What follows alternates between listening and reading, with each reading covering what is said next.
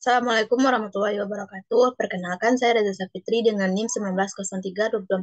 Saya akan menjelaskan skema sistem imun adaptif pada gambar di samping.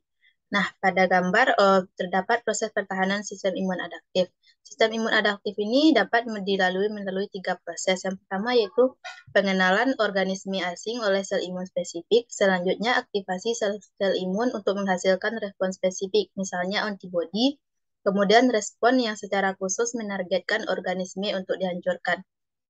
Nah, selanjutnya pada gambar ini merupakan proses imunitas yang dimediasi sel dan imunitas yang dimediasi antibodi, diinduksi oleh paparan virus. Nah, bisa dilihat pada bagian kiri ini adalah menunjukkan virus sebagai imunogen.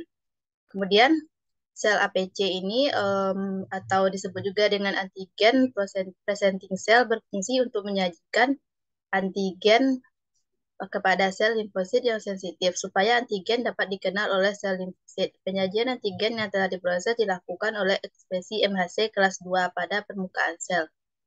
Nah, selanjutnya virus ini akan dipecah. Nah, fragmen virus ini disebut dengan antigen atau epitop. Kemudian epitop ini muncul di permukaan makrofag dalam hubungannya dengan protein kompleks histokompatibilitas utama atau MHC kelas 2. Nah, kompleks protein MHC kelas 2 antigen ini bereaksi dengan reseptor spesifik antigen pada permukaan limfosit T. T pembantu atau disebut juga dengan T helper. Kemudian aktivasi dan proliferasi klonal sel T helper spesifik antigen ini terjadi sebagai akibat dari produksi interleukin yaitu interleukin 2. Nah, kemudian limfosit T atau sitotoksik atau sitolitik juga merupakan efektor spesifik dari respon imun seluler, terutama terhadap sel yang terinfeksi virus. Kemudian, glikoprotein amplop virus muncul di permukaan sel yang terinfeksi bersama dengan protein MHC kelas 1 atau sel T sitotoksik, mengikat melalui reseptor spesifik antigennya ke kompleks protein MHC kelas 1 antigen virus dan dirangsang untuk tumbuh menjadi klon sel oleh interleukin 2 yang diproduksi oleh sel T pembantu. Kemudian sel T sitotoksik ini secara khusus membunuh sel yang terinfeksi dengan mengenali kompleks protein MC kelas 1 antigen virus pada permukaan sel dan melepaskan perforin yang menghancurkan membran sel yang terinfeksi.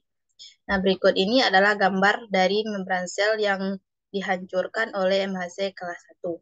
Selanjutnya, T helper ini akan diaktifasi, kemudian akan mengaktifkan sel B. Nah, sel B ini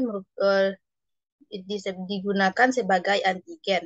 Sel B yang teraktivasi berpolarisasi dan berdiferensiasi membentuk banyak sel plasma. Kemudian sel plasma ini nanti akan menghasilkan imunoglobin atau antibodi. Nah, antibodi ini bisa juga disebut sebagai inflamasi, yaitu kekebalan alami yang memiliki tubuh untuk melawan berbagai serangan penyakit atau mikroorganisme jahat.